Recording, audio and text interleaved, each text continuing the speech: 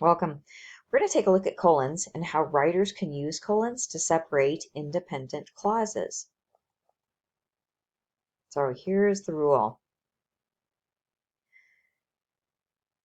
Writers can use colons to separate independent clauses. So what's an independent clause?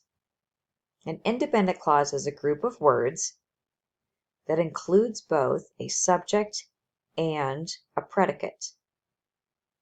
An independent clause is a complete sentence. So a writer can use a colon in between two independent clauses to make them part of the same sentence. Writers do this when the second clause adds more detail to the first one. Let's take a look at some examples. Here's our first example. 6 detectives worked on the case. The rookie detective solved the crime within a week. You'll see here the colon in between the two. So we've got an independent clause, which is 6 detectives worked on the case. Then we have the colon. And then we have the second independent clause. The rookie detective solved the crime within a week.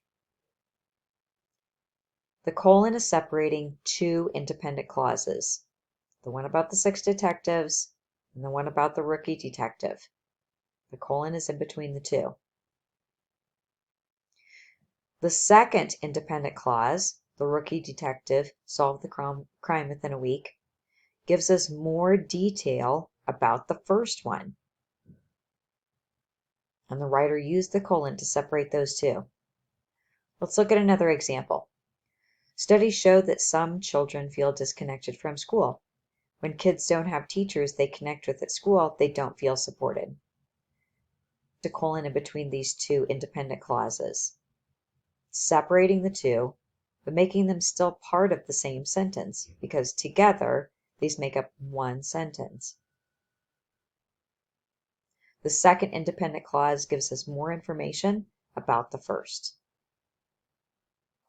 Let's look at two more examples. The doctor recommended people rest when they feel unwell. Resting, drinking clear fluids, and lowering stress levels can be the best medicine. Here the writer used a colon in between two independent clauses. The first independent clause, the doctor recommended people rest when they feel unwell, is separated from the second independent clause. Resting, drinking clear fluids, and lowering stress levels can be the best medicine. The second independent clause gives us more information about the first. It's separated by the colon. And our last example, computer monitors have come a long way. Today they have flat screens, do not damage the eyes, and emit minimal radiation. The colon is in between these two independent clauses. It separates the two. So I know that punctuation can be confusing, and I know that colons in particular can be confusing, but I hope that this gives you more information about how you can use punctuation in your writing so that your writing is clear and your reader can understand you better. I hope this is helpful to you, and good luck with your writing.